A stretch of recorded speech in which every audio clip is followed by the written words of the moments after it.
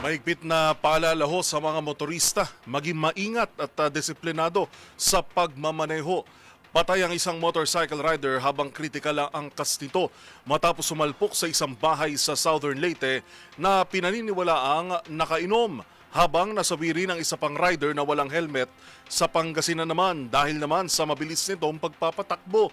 Ang mga balita mula sa probinsya tinutukan ni na Jimmy Angay-Angay at Freddy Fajardo.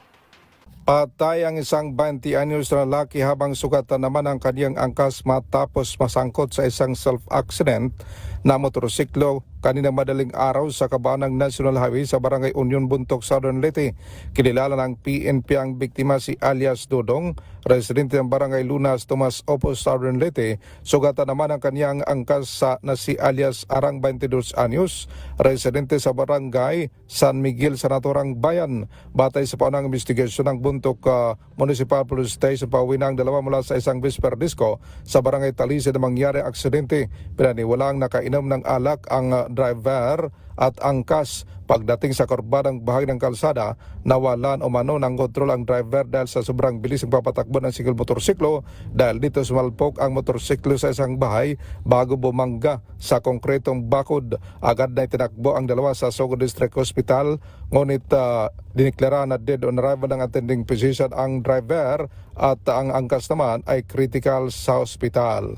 Para sa MBC Network News, ito si R32 Jimmy Angay-Angay, una sa Pilipinas, una sa Pilipino. Dead on arrival sa Lingayen District Hospital ang motorcycle rider na 44 anyos na lalaki may asawa, residente ng Lingayen, matapos itong magtamo ng malubang sugat sa katawan dahil sa aksidente sa motorsiklo. Batay sa ulat ni Binmalay OIC Chief of Police Lieutenant Colonel Lister Saigo, naganap ang aksidente alas 3:20 ng madaling araw sa National Highway sa Barangay Malindong, Binmalay. Sa investigasyon, binabagtas ng biktima ang nasabing lansangan sa mabilis na patakbo niya sa kanyang motorsiklo at pagdating sa may pakurbadang bahagi ng daan, nalos kontrol ito sa manubel at sumadjad sa gutter dahilan ng aksidente. At dahil sa wala itong suot na helmet na puruhan ang ulo at mukha ng biktima na siya nitong ikinamatay.